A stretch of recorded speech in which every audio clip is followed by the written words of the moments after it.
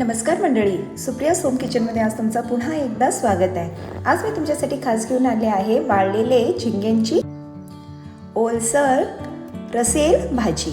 तर चला सर्वात आधी आपण झिंगे व्यवस्थितपणे नीट करून घेऊया। छानपैकी नीट पाखडून घेतले की आपल्याला हे तव्यावरती किंवा कढईमध्ये व्यवस्थितपणे भाजून घ्यायचे आहेत। जोपर्यंत हे कुरकुरीत होत नाही तोपर्यंत आपल्याला हे भाजून घ्यायचे आहेत। आणि आता भाजून घेतल्यानंतर आपण इथं कढईमध्ये तेल घेऊया। तेलमध्ये मी जिरं घातलेलं आहे। जिरं छानपैकी तडतडलं की आपण त्याच्यामध्ये त्रिफळं घालूया। त्रिफळं जवळपास मी 8 ते 9 घेतलेले आहेत। त्याच्यामध्ये कढीपत्तासुद्धा घातलेला आहे, ज्याच्यामुळे ह्याचा फ्लेवर खूपच छान येतो। इथं मी हिरव्या मिरच्यासुद्धा 7 ते 8 घेतलेले आहेत, ते सुद्धा आपण परतून घेतले। कांदा 2 मोठा जो बारीक चिरून घेतलेला आहे तो ॲड केलेला आहे। हळद ॲड केली आहे, आमसोलचे तुकडे ॲड केले आहेत, बारीक चिरलेली कोथिंबीरसुद्धा आपल्याला इथं ॲड करायची।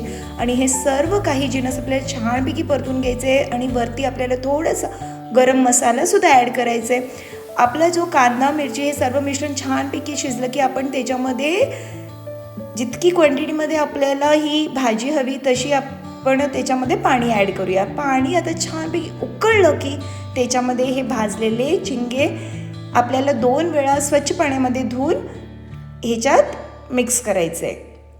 आता इथं मी तांदळाचं पीठसुद्धा 2 चमचे घेतलेलं आहे। हे आपल्याला छानपैकी पाणी घालून मिक्स करून घ्यायचं आहे, पेस्ट तयार करून घ्यायची। आणि ही जी पेस्ट आहे आपल्याला ह्या भाजीमध्ये मिक्स करायची आहे, ज्याच्यामुळे ह्या भाजीला दाटसरपणासुद्धा येतो। आणि एक वाफ आपण जवळपास 10 मिनटं काढून घेऊया, ज्याच्यामुळे छानपैकी शिजून येतील।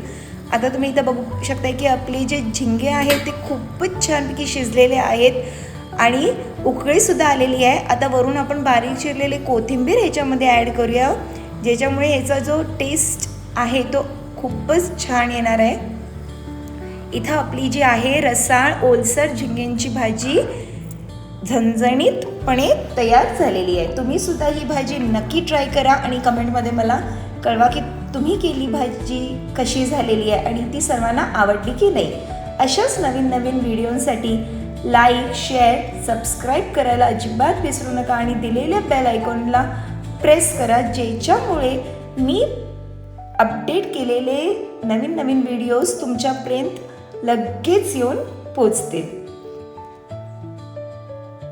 आमच्या भागात तर ही झिंगे खूपच सोप्याने भेटतात का आम्ही कोकण भागातच राहतो। तुम्ही सुद्धा विकत आणा आणि नक्की ट्राय करा। Thank you and enjoy.